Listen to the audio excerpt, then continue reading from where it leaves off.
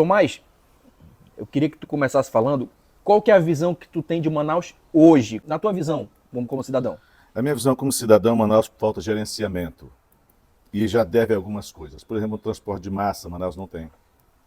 Como é que a gente vai chegar do Santo Etelvino ao centro de Manaus num único ônibus? O meu carro vem da colônia japonesa até Manaus num único ônibus.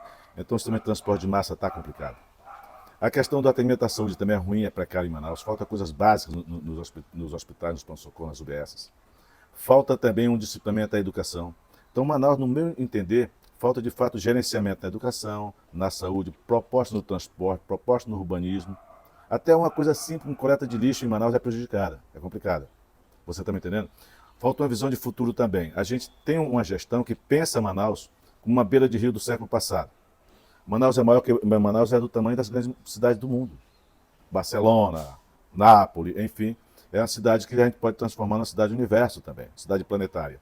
E você não pode enxergar uma cidade planetária com um sistema de transporte caótico, educação caótica, saúde caótica, urbanismo caótico, não se investe em embelezamento em cidade, não há esgoto na cidade de Manaus, não há esgoto na cidade de Manaus.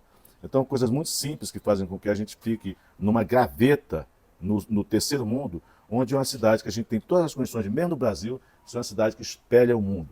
Como é que eu estou numa cidade que é o centro da Amazônia e não tem um jardim botânico? Como é que eu estou numa cidade que está no centro da Amazônia e não tem um parque aquático, um parque que mostra fauna e flora? São coisas simples. Manaus não tem sequer praça. Vou contar uma coisa para você. Eu estava conversando com um candidato a vereador da Cidade de Deus, e ele disse que estava num programa de entrevista e jogava uma enquete no ar. O que faltava na Cidade de Deus, lá na zona oeste de Manaus? Deu que faltava uma praça. Coisa simples, urbanismo, não é? E quando você se depara com a cidade nessas condições, esse caos urbano institucionalizado, e você vê um prefeito que não ataca essas questões, você se coloca para atacar, para sugerir, para debater, para encontrar soluções para Manaus. Então, Manaus hoje falta gerenciamento, falta visão de futuro, falta preocupação com a cidade. O governador e o prefeito, eles se preocupam em formar grupos políticos, e não formar uma economia sólida no governo, e não formar uma cidade sólida na capital do Amazonas. Quando o atual prefeito foi eleito, a gente ainda vivia aquela onda bolsonarista, né? Tu acha que essa eleição ainda vai ter muito reflexo da onda Bolsonaro? Como é que tu vê Manaus situada politicamente hoje? Manaus começou a acordar. Manaus viveu uma onda bolsonarista, mas começou a acordar. A gente já percebe a crítica nas ruas, as pessoas se vendo. Como é que em 4 anos não aconteceu absolutamente nada? Como é que a gente foi refém de uma pandemia? Manaus fez parte de um projeto de uma incubadora da morte. Faltou numa cidade que tem a Zona Franca de Manaus, faltou oxigênio nos hospitais. Culpa do prefeito? Estava entrando, do governador. Aqui não é uma coisa do governo do estado. Mas reflete na cidade.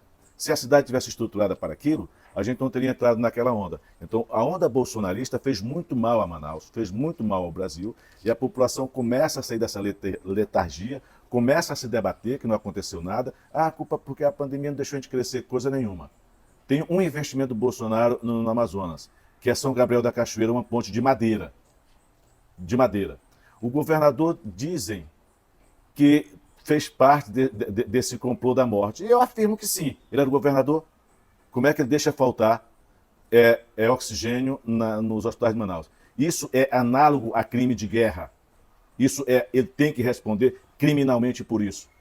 O prefeito, quando entrou, já vai furando a fila. Foi preciso um vereador, que hoje é candidato a prefeito de Manaus, que eu vou combatê-lo também nas urnas, fazer uma lei e entrar com recurso junto à justiça, para que o prefeito não privilegiasse somente os filhinhos dos seus aliados e vacinasse a população de Manaus. Então, naquele momento, nesses 4 anos de bolsonarismo, o que houve foi tentativa de fazer grupo político em Manaus por parte do governador, tentativa de fazer grupo político em Manaus por causa do prefeito, e nenhuma tentativa de trazer soluções econômicas para o Amazonas nem para a cidade de Manaus. Então, são 4 anos de atraso que a gente viveu e que a população acordou, uma na hora não é bobo, acordou para o golpe que estava entrando e já começa a reagir, e nesse ano vai dar a eleição para a esquerda. E nós estamos com 3 nomes nela, vou dizer daqui a pouco. Eu queria te perguntar isso, como é que está inserido o PSOL hoje nesse processo político aqui do Amazonas? O PSOL está inserido numa proposta de candidatura ampla, verdadeiramente de esquerda, com 3 nomes.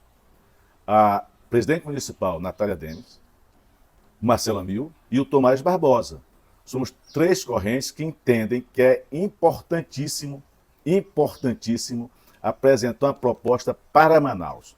E então está lá o Tomás Barbosa. Eu sou pré-candidatíssimo a prefeito de Manaus pelo PSOL, porque entendo que o meu partido tem uma proposta séria para a cidade, está construindo, construiu nesse período e continua construindo uma proposta sólida que apresente as soluções para habitação, que apresente as soluções para transporte público, que apresente soluções para saúde, para educação, para inclusão social, para a mulher. Enfim, todo o nosso discurso de esquerda será colocado na prefeitura de forma a melhorar a vida do cidadão manauara.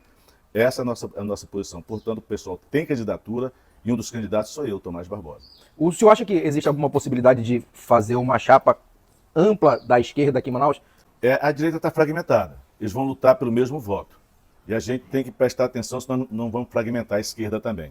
Mas em qualquer situação que aconteça, o pessoal tem que ser protagonista. Eu defendo isso. O pessoal tem que protagonizar. E eu discuto, sim, um amplo debate para se construir democracia no Amazonas. É com debate que se faz democracia, é com debate que se faz crescimento. E todo mundo que está no guarda-chuva da esquerda, para mim é bem-vindo para conversar. Eu não faço política trancado no banheiro, não faço política trancado no cofre. Eu faço política com a sociedade, debatendo com pessoas, com associações, portanto, com partidos, com federações, enfim, que pensem igual a gente. E eu estou a fim de fazer isso, estou disposto a fazer isso, eu vou fazer isso, eu quero dialogar, eu quero debater, eu quero criar situações novas, eu quero criar condições novas, eu quero criar políticas novas para a cidade de Manaus. Essa é a minha proposta, eu vou continuar. Eu sou candidatíssimo pelo pessoal, defendendo o pessoal como protagonista, mas ampliando a discussão para toda a cidade, para todo o amplo de esquerda do estado do Amazonas. A nível nacional, a gente vê o pessoal marchando junto com o presidente Lula. E aqui no Amazonas o PT também deve ter um candidato. Ainda existem alguns nomes, mas o Marcelo Ramos aparece aí na frente para realmente ser o candidato com aval do Lula. O pessoal toparia conversar com o Marcelo Ramos? Falando pela minha corrente, por mim eu topo. Lá tem a Anny Moura, topo conversar com a Anny Moura. Será super bem-vinda para conversar comigo. Lá se apresentou Heron Bezerra, converso com Heron Bezerra, tranquilamente. Lá se apresenta agora o Marcelo Ramos, um cara forte, corajoso, que está disposto a levar esse debate adiante, minhas esquerdas. Por que não conversar? Eu vou dizer para você, política se faz com diálogo, e com diálogo se faz crescimento. Eu não estou dentro de uma redoma. Eu não me considero, eu não personalizo a eleição. Quem tem que personalizar são as pessoas. Agora sim, o pessoal é protagonista em qualquer diálogo, e o pessoal tem soluções para a cidade de Manaus que quer colocar nesse debate. Mas o Marcelo Ramos, a Anny, qualquer um que esteja lá à frente, eu dialogo com tranquilidade. E eu falo isso em nome da minha tendência. Você sabe que o pessoal se divide em 3 tendências. Não sei como pensam os demais candidatos e não sei como o partido vai definir isso. Mas em nome da minha tendência, eu estou disposto a dialogar com quem está querendo construir uma alternativa para Manaus. Que essa alternativa possa ser a gente, melhor ainda. Como é que está o calendário do pessoal? Quando serão as próximas reuniões? Quando vocês pretendem definir? Quem cuida disso é a minha presidente, a Natália Demes, e da federação é o Tássios, lá pela rede. Mas assim, acertamos que o pessoal vai trabalhar 3 pré-candidaturas. Eu já citei os nomes, entre eles o Tomás Barbosa. Mas vou voltar a citar. A Natália Demes, o Marcelo Amil e o Tomás Barbosa. Nós estamos livres para participar de programas, divulgar, ser convidado, etc. Mas temos um rodízio em debates e em programações oficiais. O Marcelo foi no primeiro debate, eu irei no segundo e a Natália irá no terceiro. E aí o partido vai se reunir, construir a sua forma de apresentar a sua candidatura.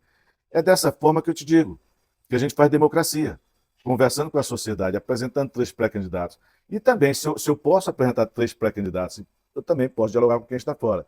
Você falou do PT e o pessoal no arco de Aliança Nacional, não é? Lá em São Paulo, a candidatura do Boulos está colocada juntamente com a Dilma, com o Lula, com a Marta Suplicy nesse momento.